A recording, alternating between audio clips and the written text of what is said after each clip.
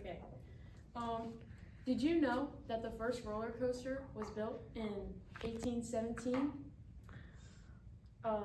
It was Russia. It was basically like, it was based off of when they would slide down hills, like when it was snowing. And then they were like, I want to do this year round. So they basically built a hill and put a cart with wheels on it. I have always been fascinated with the inner workings of roller coasters. And if you're like me and you want to dazzle your friends with the knowledge of their favorite theme park attractions, then you're probably going to want to take a seat. It takes several different mechanical processes to make a roller coaster work. There's the launch system, the ride, and then the stop. To begin, we have to start where a roller coaster begins, which is the initial launch. There are many different kinds of roller coaster launch systems that range anywhere from hydraulic to the classic chain pull up a big hill. Today, we're just going to focus on electromagnets because that's the most advanced technology in roller coaster launch systems. So there's actually two types of electromagnetic launch systems. There's linear induction motors, which are LIMs, and linear synchronous motors, which are LSMs. But they both work very, very similar.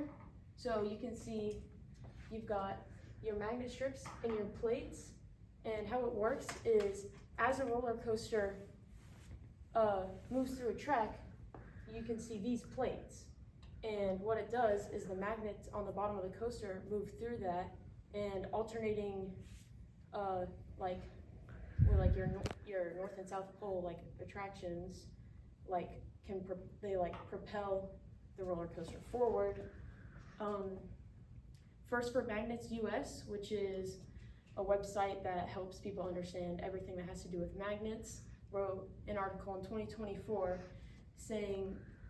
talking about how the magnetic field that opposes the original field causes the fins to form the pairs, which makes the train accelerate along the track.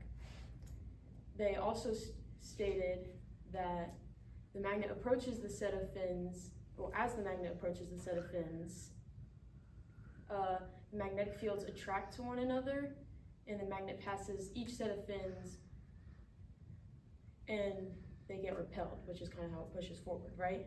And then this continued force and acceleration along the track is obviously what gets it going. So basically, really strong magnets are attracting and repelling other really strong magnets, which helps pull and then push the car along the track. So that's how you can get those like instantaneous speeds, you know, if you're looking on roller coasters. But yeah, so that's like what it looks like on the track, and then that's like kind of how it works. All right, the next part of any roller coaster experience is the ride itself. So what keeps roller coasters in motion throughout the ride is a combination of many different forces and energy. So as most of us know, the force of gravity plays a huge role in keeping a roller coaster in motion. So just think, in this picture, as the roller coaster rounds that corner, it's going to go up the hill, and it's going to get slower as it goes up. But how it gains that speed again is gravity pulling it back down the hill. And then also, you have to take into account that there are several factors working against the movement of the roller coaster, such as air resistance and then the friction of the car on the track. So actually, a Swedish physicist and college professor wrote about how like these forces work on a roller coaster, and she said that they get that gravitational potential energy, and the energy, which is the energy of a body in a gravitational field with respect to the distance of the body, and and from some reference levels of the ground. So basically, so we see like here, the roller coaster is closer to the ground, it has less gravitational potential energy than it does up here at the top of this hill, because it's higher.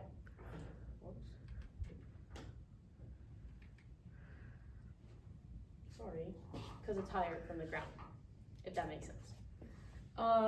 She also said that if there's a loss of energy to friction and air drag, if it's small, then the total potential and kinetic energies will remain constant throughout the descent and even throughout the rest of the ride.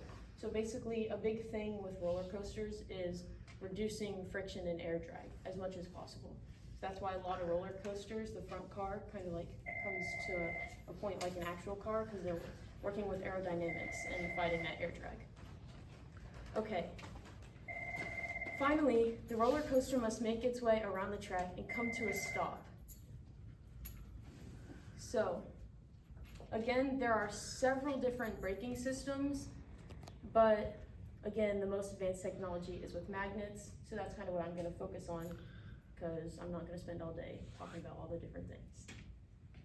So, interestingly, I found LSMs, which is what I talked about, can be used for the launch systems. It can actually also be used to stop a roller coaster. All you have to do is reverse the current. So, see here we have more of those plates for the magnets. And John Dalton Walker, who's a physicist, college professor, he wrote a book on physics. He talks about this, and he says that the magnets on the train induce eddy currents in the braking fins, which gives us smooth rise in braking force as the remaining kinetic energy is absorbed by the brakes and converted into thermal energy. So basically, as they go and they start to brake, like that energy has to go somewhere, because law of conservation of energy can't be created or destroyed. So like that kinetic energy has to go somewhere. It's transferred into thermal energy, which is what you can see here in this infrared picture, which is like, actually I looked it up. So its get hottest is like probably about 50 degrees, but this is in Celsius, which is actually 122 degrees Fahrenheit. So when roller coasters are stopping, like that's a lot of speed, that's a lot of kinetic energy that gets transferred. So the tracks and those braking magnets, they get pretty hot.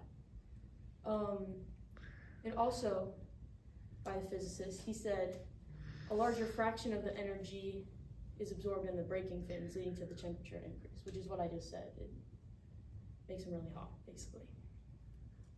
So, unfortunately, just like a roller coaster ride, this speech has to come to an end. I know you guys are all sad.